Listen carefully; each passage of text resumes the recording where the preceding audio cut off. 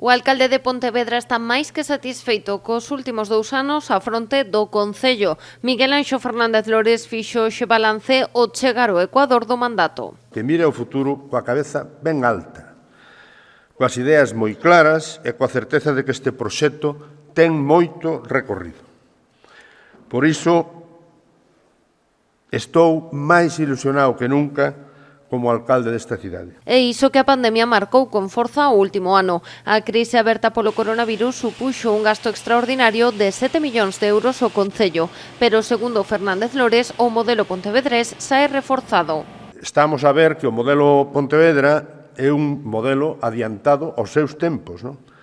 A recuperación do espacio público que fixemos nas últimas décadas permiteunos responder dunha maneira máis áxil e fácil. Modernizar a administración municipal, mellorar os servizos das parroquias ou loitar polo medio ambiente e contra o cambio climático son algunhas das metas que se marcou o Goberno ao inicio do mandato. E executivo que, segundo Lores, é o mellor para a cidade. Para min é, sin paliativos, o mellor goberno que tuvo nunca Pontevedra nas últimas décadas. Non? Formamos parte deste goberno persoas que teñen un alto grau de solvencia e tamén de experiencia previa acumulada.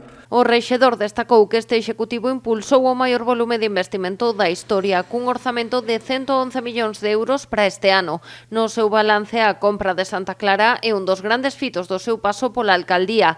Iso si, lamentou que nesta operación e noutras importantes para a cidade non contaran co apoio da oposición. Que lamentablemente, nin no caso de Santa Clara, nin no contrato da auga, nin no modelo urbano, contamos coa colaboración da oposición. Teñen tempo para colaborar ou apoiar a Ence Borroca, pero non para apoiar a este goberno. Tamén criticou que outras administracións non executen as obras que teñen pendentes na cidade. Así as cousas, confía no futuro de Pontevedra. Pontevedra é unha cidade referente, Pontevedra é unha cidade que vai seguir medrando, é unha cidade máis xoven de Galicia, unha cidade que ten futuro. Non? Vamos a apostar por unha cidade de servicios, postindustrial, que está atraendo talento. Sobre o seu futuro, Fernández Lores non quixo adiantarse se presentará as próximas eleccións, aínda que tampouco pechou a porta a esta posibilidade.